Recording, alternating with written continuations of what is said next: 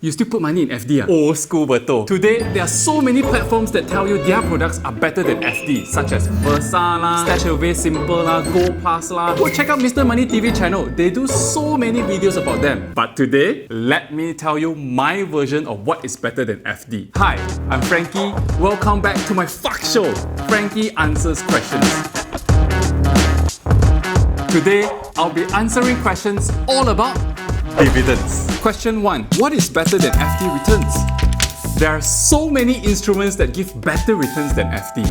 Having said that, it is not a fair comparison since there are different asset classes which comes with different risk profiles. This answer is only based on my personal opinion, not an objective judgment. This is not an investment advice. Among all the financial instruments in the market, my favorite alternative to FD is no other than dividend stocks. Some of you may be wondering, dividend stocks war? Stocks war? It's a risky asset. I already told you this is my personal opinion, but let me tell you, there are many things that you may not know about dividends. Once you understand dividend well enough, you and I may establish a connection. Question 2. Dividend is a scam. Every time I receive a dividend payout, the stock price will drop. Might as well don't pay dividends. You're like durian, right? Imagine you planted a durian tree and now it's the durian season. Your tree starts to bear fruits. You collected fruits and you sold it for money. Then you go home and look at the tree. NANI? Should you be surprised that there's no more durians on the tree? Sure, no lah. You shouldn't be surprised because you already collected the fruits and sold them for money. You have realized the value of the tree. If you're angry with the tree because there are no more fruits, something is wrong with you. In fact, if you understand durian trees, you know that the harvest of the tree will be better as the tree ages. A company that pays a dividend is just like the durian tree that bears fruit for you every year. So the trick is, be patient. Please don't chop off your durian tree and replant it every year. You are just wasting time and money.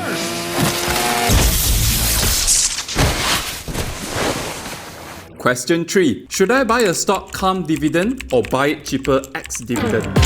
This is like asking me whether you should buy a durian tree that is bearing fruits now during a durian season or after fruits are being harvested. Either way, you're getting the same value. If the tree has not been harvested, as soon as you buy it, you are ready to reap the rewards from the upcoming harvest. If you bought it after the harvest, you will naturally get it at a discounted price to compensate for the waiting time. So for me, it's a question of preference. I don't really care because I know there's no significant difference in value. What matters to me is whether the tree is a good durian tree. Oh, that deserves a moment of silence. Question 4. Does a high dividend yield company equals a good company? This kind of question confirm come from new investors. Let me unnook you. People who understand dividend seldom look at dividend yield because dividend yield fluctuates according to share prices. It does not depict an accurate picture of the health of the company. That's why professionals refer to dividend yield as a snapshot compared against FD returns. That's all it does. The more important measurement would be to look at the company's ability to pay higher monetary value of dividends every year. Just like my wife.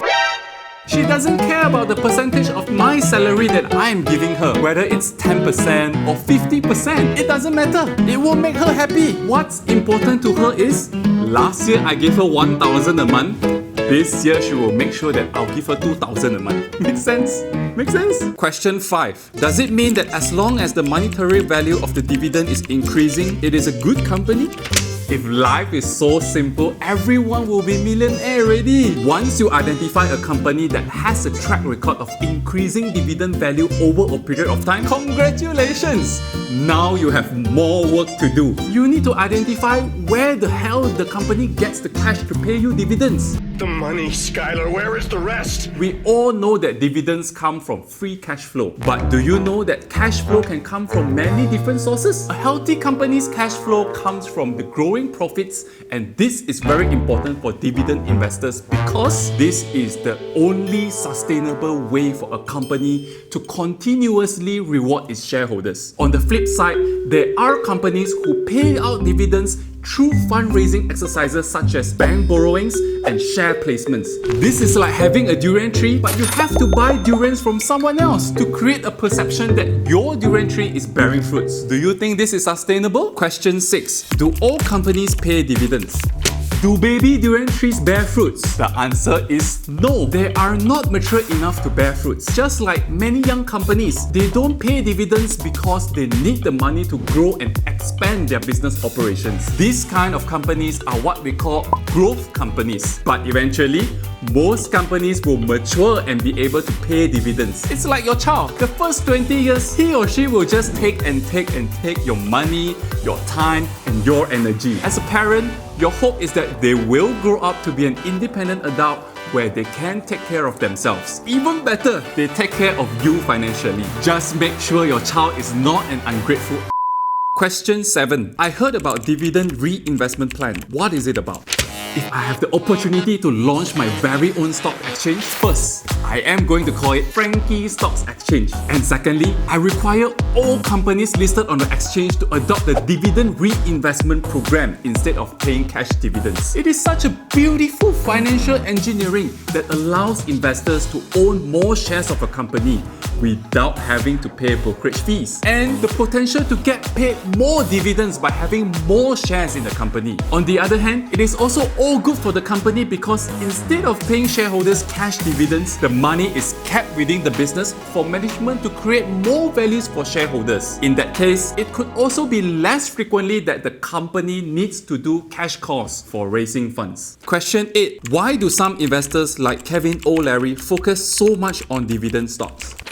Investors like Kevin O'Leary loves dividends, so much so that he launched an ETF that focuses on dividend-paying stocks. According to Mr. Wonderful's philosophy, companies that don't pay dividends are extremely volatile because they have no cushion of yield. Cash flow is the only real way to return capital to shareholders. As a result, he never invests in a stock that does not pay dividends. Think about this. It is true. What's the value of a stock that never returns capital to its shareholders? Nobody knows. It all depends on how willing another investor is going to buy the asset over from you at a higher price. Investors who possess crystal balls and have a foresight on the stock will perform well in the future, can play the game. But for seasoned investors like Kevin O'Leary, he chose to play it safe and steady. So why do I think dividend returns are better than FD? Firstly, FD rate is going lower and lower. It is not even catching up with inflation rate. On the other hand, companies that pays dividend are usually mature, reputable, and steady. For me, why not put money in something that pays consistent returns? And on top of that, I get to enjoy the opportunity to ride on capital gains through the potential increase in stock prices. Nonetheless, I wouldn't recommend you to put your emergency funds into dividend stocks. But if you're thinking of investing your money in FD, why not consider investing in dividend stocks instead? That's all we have for today.